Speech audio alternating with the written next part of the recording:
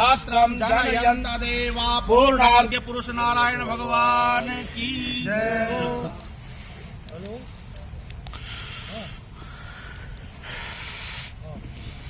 जय मंगलम पुंडरीकाक्षे मंगलायतनो हरे। ठीक है, अभी वो 36 से किलोमीटर की यात्रा करके आए हैं।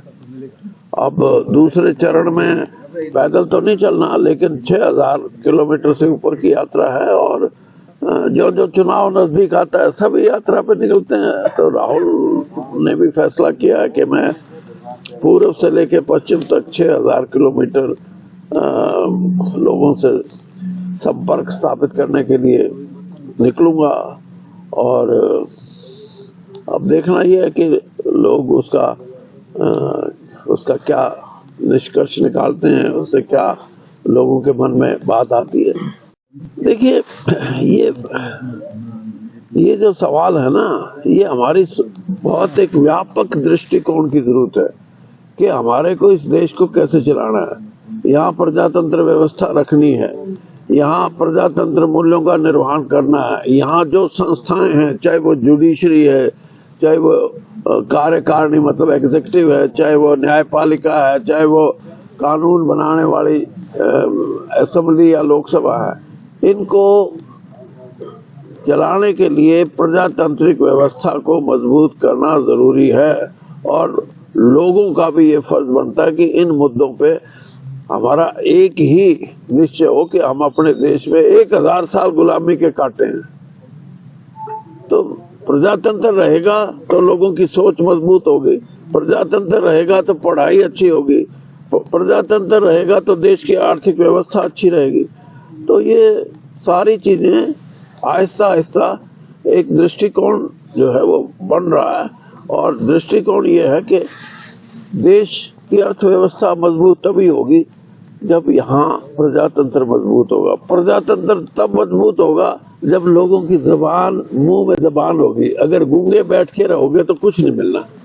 ये ऐसा है, यहाँ किसान सदन के बारे में एक कमेटी का गठन हुआ था आज से 2 साल पहले। जमीन नहीं मिली थी पहले, तो ये जमीन मिली और इसके बाद इसमें लगभग 4 करोड़ रुपए खर्च आएगा। तो कोशिश कर रहे हैं, यहाँ के लोगों ने काफी पैसा भी इकट्ठा किया है और इस कमेटी का भी गठन हो गया अब। और आज से इसकी निर्माण कार्य शुरू हुआ। उसी के लिए ये हवन का आयोजन किया गया था और लगता है कि ठीक ठाक। तो 1 साल से भी कम समय में हम पूरा भवन निर्माण का जो फर्स्ट फेज है, पहला चरण है, उसको पूरा कर देंगे ताकि यहाँ शादी ब्याह हो, कोई और कार्यक्रम हो।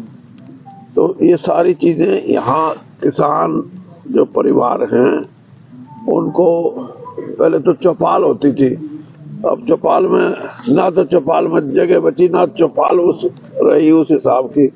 फिर गलियों के अंदर करना शुरू कर दिया। ब्याह शादी का एक अच्छा स्थान मिलेगा और इसको हम दूसरे कार्यों के लिए भी इस्तेमाल करेंगे। जैसे किसानों के लिए एग्री बिजनेस का, कि किसान खेती करके उस खेती को व्यापार के रूप में कैसे, ताकि उसको दुगना तिगना चौगुना तो तभी मिल सकता है, ना तो अपना पैदा करार मंडी में दिया तो वो नहीं।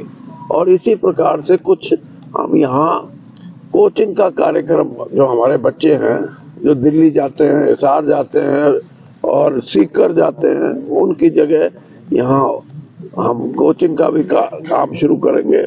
और जमीन अगर और मिल गई हमारे को तो हम यहाँ एक राष्ट्रीय स्तर का स्पोर्ट्स स्टेडियम का भी सोच रहे हैं, लेकिन जमीन मिलने में कठिनाई है, देखते हैं उसके लिए भी।